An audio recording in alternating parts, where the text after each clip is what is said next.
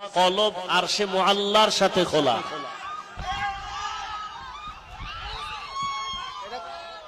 মোবাইলে কথা বলতে বলতে যেমন ব্যাটারির চার্জ চলে যায়, আবার চার্জ দেওয়া লাগে। উজানির জায়গা, চরমনাইয়ের ময়দান, ওই নানুপুরের ময়দান, এগুলো সব আমল ইমানের ব্যাটারি চার্জ দেওয়ার জায়গা। এখানে বয়ান করতে আসি নাই, আমলের ব্যাটারি চার্জ দিতে আসছি। স্টেজে আসি বলে দাম না, এই ময়দানে বহু আল্লাহর বান্দা আছেন যাদের নিসবত কলব আরশে মুআল্লার সাথে খোলা।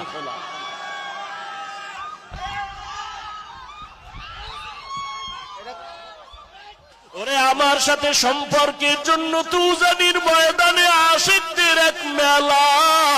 ওরে আমার সাথে সম্পর্ক তৈরি করার জন্য উলামায়ে কেরাম কত পীর মাশায়েখরা চেষ্টা করলো। আমার সাথে পরিচয় না নিয়ে হাসরের ময়দানে দাঁড়াইছো। আজ আমি আল্লাহর সাথে তোমার ভালো কোনো আচরণ হবে না।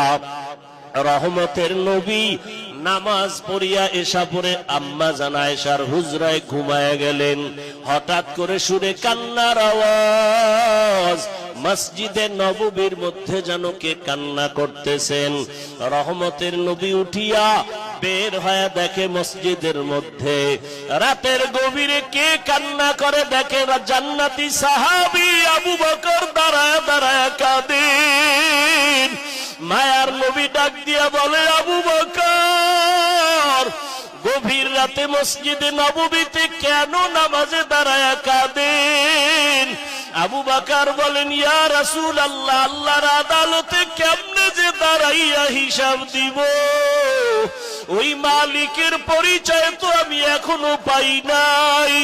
আমার মালিকের পরিচয় ডানিয়া যদি হাসরের ময়দানে দাঁড়াই, ওই হাসরের ময়দানে জাহান্নামের আগুনের গরম, অন্যদিকে সূর্যের গরম সহ্য করা সম্ভব হবে না।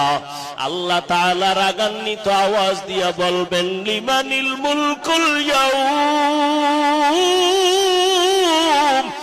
লিল্লাহিল ওয়াহিদিল কাহ্হার।